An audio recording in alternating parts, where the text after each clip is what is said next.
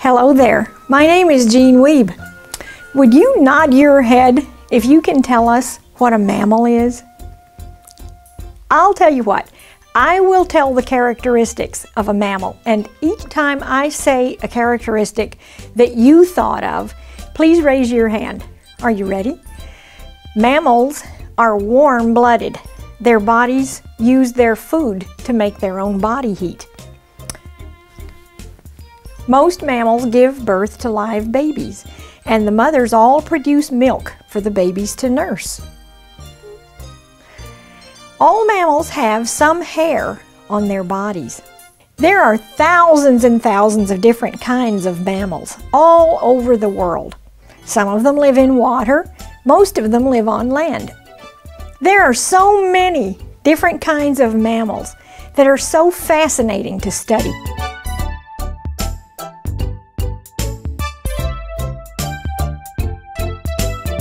Rabbits have long, longer, longest ears.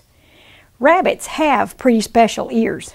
There are blood vessels right under the skin, close to the surface. If you look at the ears of a real live bunny, the insides look pink. Cottontail rabbits have little short rabbit ears. They live in places where the weather gets really cold. Since their ears are short, the blood vessels can carry blood out through their ears and right back into the body before losing much heat. In Europe, people raise rabbits for meat. They're called domestic rabbits. And they don't have to be outdoors in very cold weather. They have middle-sized ears. In the southern part of our country, where it's very hot, there are rabbits called jackrabbits. They have great long ears, amazingly long ears.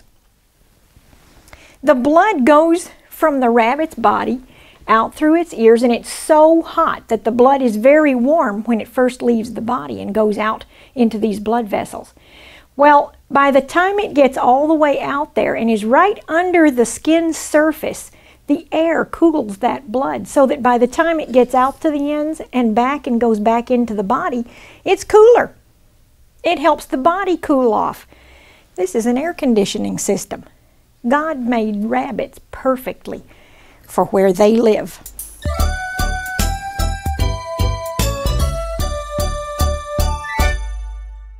You probably already know that many bears store up fat by eating like crazy in the fall. Then they hibernate through the winter for almost half the year. Not only do the bears not eat or drink in all that time, but they also do not get rid of any body wastes. They don't go to the bathroom. The body constantly removes wastes from the blood, the bodies of all animals, and gets rid of them. If our kidneys didn't remove those wastes, they would build up and become poisonous to our bodies. One scientist is hoping to help people who have kidney problems. He thinks that bears must have their waste chemicals turned back into things that they need, like proteins. He says it looks as if bears have some clever ways to recycle their wastes. This scientist also wondered how bears keep their bones healthy for so long when they're hibernating for months at a time. Without exercise, bones don't stay healthy. He began studying sleeping bears and found that their bodies were making bone even during hibernation, recycling their calcium. This may also help people with bone problems. Isn't that neat?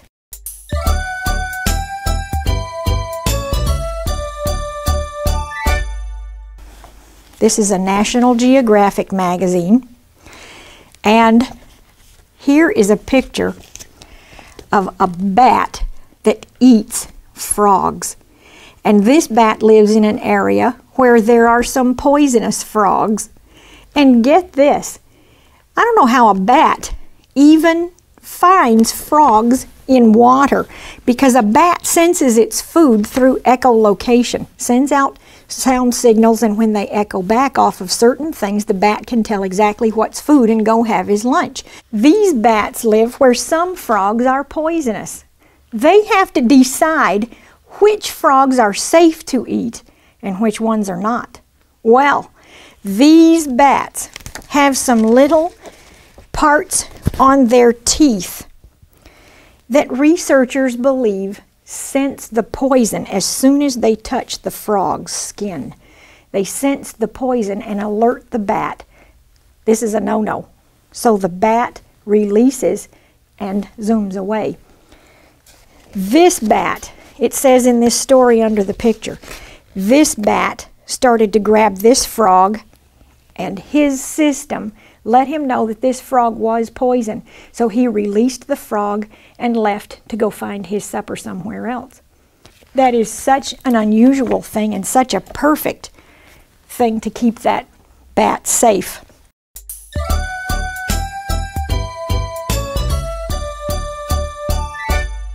You've probably been to zoos and have seen live seals or sea lions. This one is a plush model, but he's an example of God's planning and care for all of his creatures. I want you to look at the shape of his body first. It's a torpedo type shape, so when he dives into the water, he can zoom smoothly through the water because of that shape. He has rear fins that act like rudders when he's diving. He can twist and turn very quickly and sharply using these things. He can steer and go through the water like a flash. He doesn't move easily on land, but he does have strong neck muscles that help him to move when he needs to be on land. He has to work pretty hard then. The ones that live in cold areas have a very thick layer of fat underneath their skins to help keep them insulated.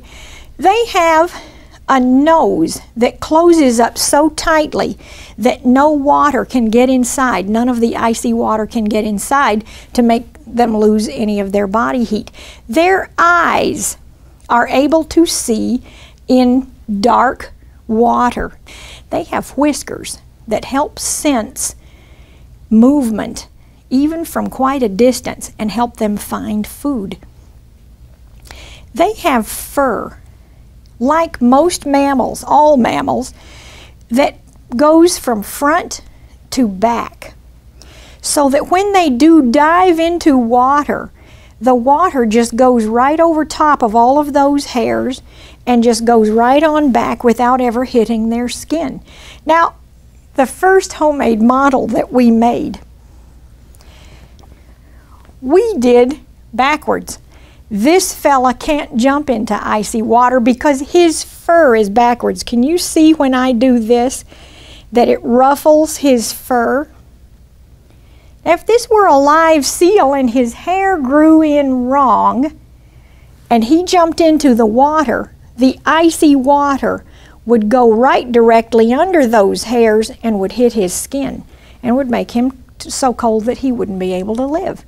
This guy over here has fur that goes toward the back, and water just rushes right by without ever hitting his skin. There's one more thing that I read about seals that is very perfect. The blood vessels and veins, the veins and arteries, the arteries that are very closely entwined, and the arteries carrying the blood away from the heart and lungs is very, very warm, warmer than most mammals. And it goes out to all the extremities in all of that frigid cold water, then starts back through the veins.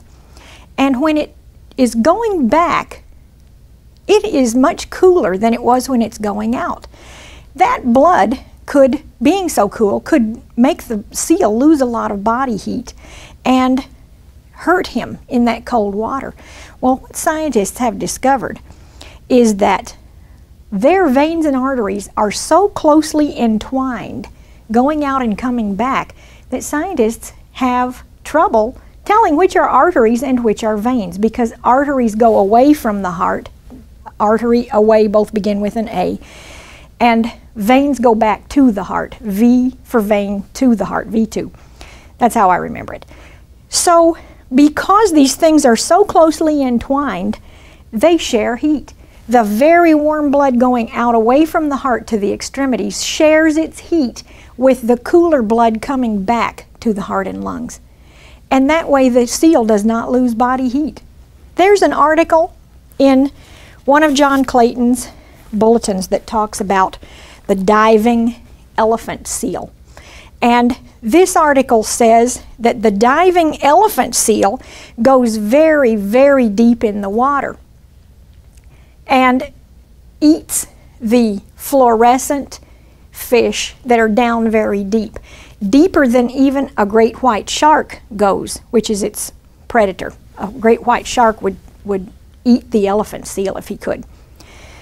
Well, that keeps going that deep, keeps the elephant seal in safety a large part of the time, and it provides him with the food that he needs. But scientists have wondered, how in the world do these things dive that deep without having the oxygen in the blood expanding problem that causes the bends in divers? How the animal handles the tremendous change in pressure and conditions is this. When the seal holds its breath, its heart rate slows and its blood is shunted away from the non-vital organs to their swimming muscles. At 130 feet, the animal exhales and his lungs actually collapse. The dissolved oxygen that's already in his blood supplies him with oxygen for about 20 minutes until he goes back up toward the surface and can breathe again. Another wonderful example of design.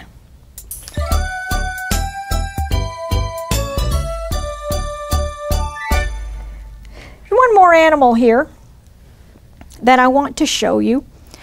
When a kangaroo is born, now this is not a newborn kangaroo, this is a teenager.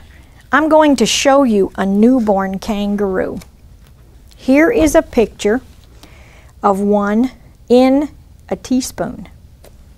When it's first born, it's only about 3/4 of an inch long. It's born from its mother's body.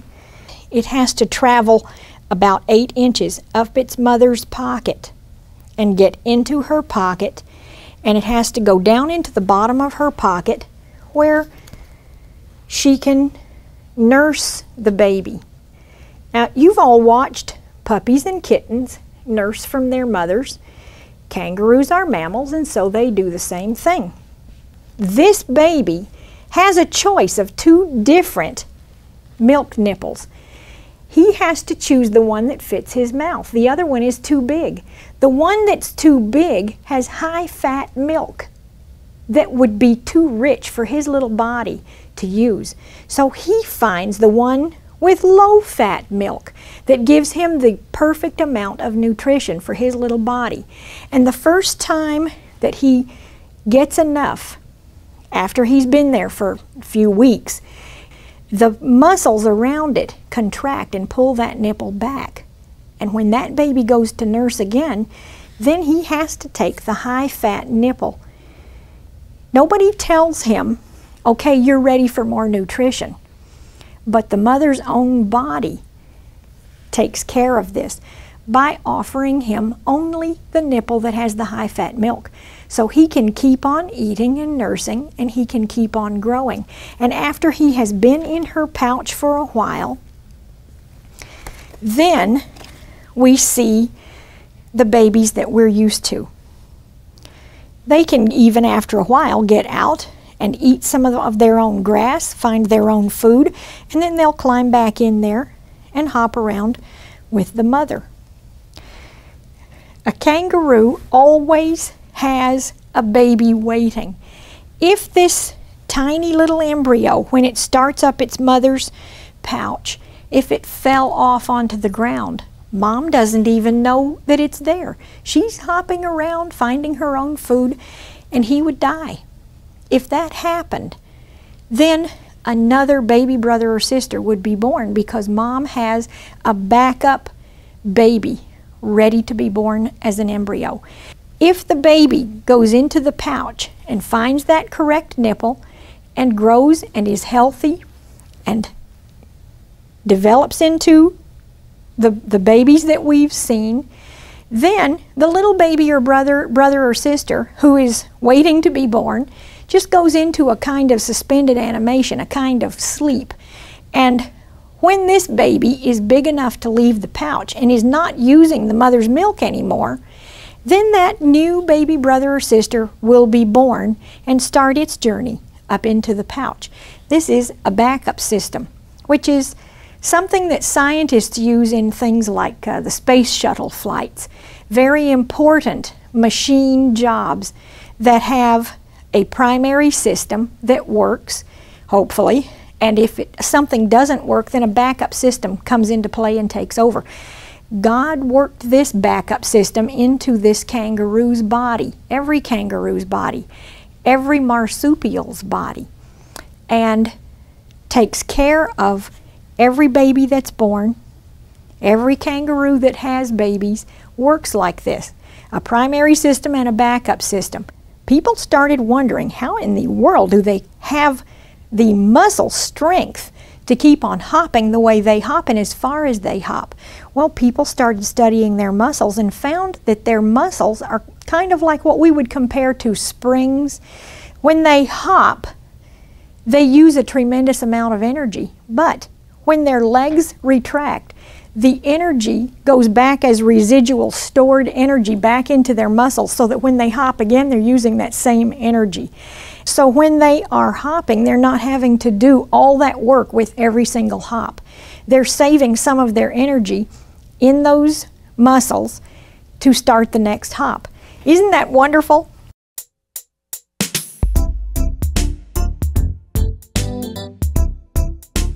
When we talk about animals, and I keep using the word perfect, and I keep using the word design, because when we look at something that is a finished job, when we look at something that works perfectly, that operates in a special way, in a unique way, we know that somehow someone designed that, someone purposed, thought of that, and made it happen the way that it happens. When we look at all of the different kinds of animals that there are on the earth, and we consider that every single one of them has perfect features, they're all able to get their food, make their nest, reproduce, we have to know that this didn't happen by accident. It couldn't possibly have happened by accident. It happened because our God, who made the creation, planned for each and every separate animal. We have a great variety of interesting animals to study. That's because God did that on purpose. He planned it this way. He designed it. And everything that He made, He said was good. That means that it was perfect.